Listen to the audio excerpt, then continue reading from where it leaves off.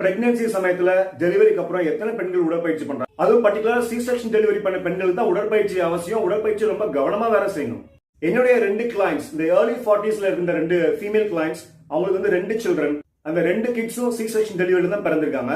இதுல ஒருத்தவங்களோட ஏஜ் வந்து 43, இன்னொருத்தவங்க வந்து 42. 2 பேருமே சர்ஜரிக்கு அப்புறம் ரெகுலரா எக்ஸசைஸ் பண்றவங்க தான். இவங்க 2 பேரும் காமனா பண்ற ட்ரைனிங் மிஸ்டேக் என்ன அப்படிங்கறத கடைசியில் இந்த வீடியோ கடைசியில சொல்றேன். இப்போ இவங்களுடைய பாடி வெயிட் என்ன, அவங்களுடைய ஃபிட்னஸ் லெவல் என்ன அப்படின்னு ஒரு சின்ன கம்பேரிசன் பண்ணி பார்க்கலாம். இந்த 43 இயர்ஸ் ஓல்ட் ஃபீமேலோட பாடி வெயிட் வந்து 55 கிலோஸ், ஹைட் வந்து 157 சென்டிமீட்டர்ஸ், அவங்களுடைய ஃபேட் பர்சன்டேஜ் கொஞ்சம் ஜாஸ்தியா இருந்துச்சு 37.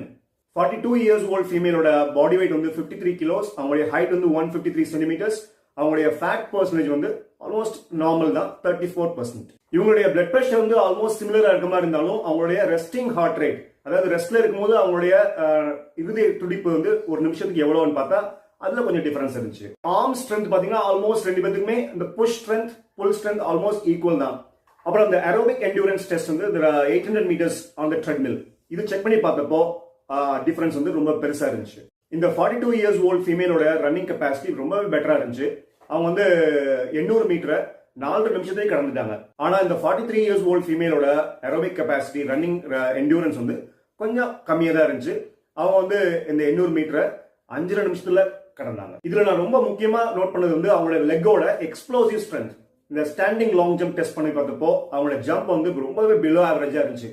நம்மளுடைய பர்சனல் ஹைட் லெவலுக்கு நம்ம ஸ்டாண்டிங் லாங் ஜம்ப் இருக்கணும், அதுதான் ஆவரேஜ் ஜம்ப். ஆனா இவங்களுடைய ஸ்டாண்டிங் லாங் ஜம்ப் ஸ்கோர் வந்து அவங்க ஹைட் லெவலுக்கு இல்ல. பாடி வெயிட் பொறுத்தளவுல 2 பேருமே ரொம்ப ஒபீஸ் கேட்டகரிலாம் இல்ல, மேபி கொஞ்சம் ஃபேட் பர்சன்டேஜ் கொஞ்சம் ஜாஸ்தியா இருக்கு. ஆனா அவங்க வந்து கம்பல்சிவ் எக்ஸசைசஸ் தான் மாறிட்டாங்க. அவங்களுக்கு வந்து ஒரு நாள் கூட எக்ஸசைஸ் பண்ணாம இருக்க முடியாது.